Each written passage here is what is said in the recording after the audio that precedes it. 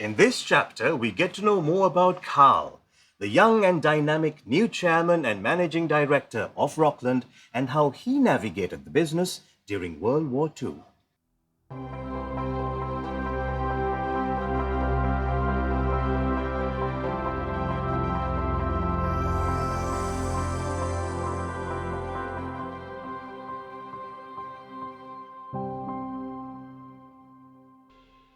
The 1940s were a turbulent time for the distillery and for the world, as it stood on the brink of the Second World War.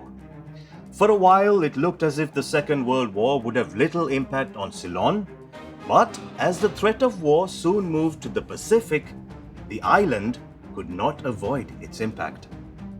On Easter Sunday, the 5th of April 1942, Japanese fighter planes appeared in the skies over Ceylon, catching British intelligence off guard.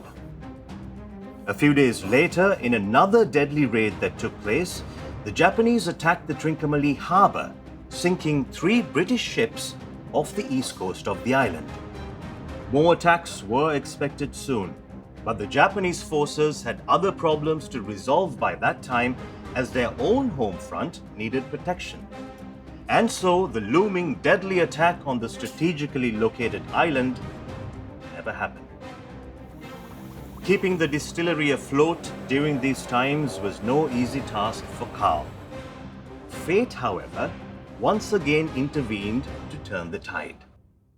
During the war years, the British colonial government directed Rockland to start manufacturing variants of spirits to be dispatched in the British war efforts. Now, Carl, being the innovator and critical thinker that he was, imported molasses, the sugarcane residue from sugar production from India, and began producing large volumes of rectified spirits for the British government.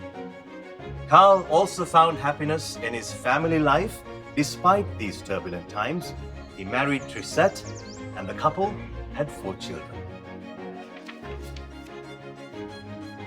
One room in their house was set aside for the business.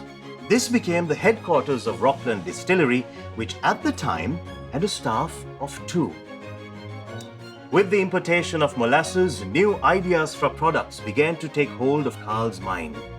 He began tinkering with the idea of developing a completely new product, a gin, made in the island for the very first time. Now, as we wrap up this chapter, join us again soon to find out more about the making of this new product and the birth of Rockland's iconic logo.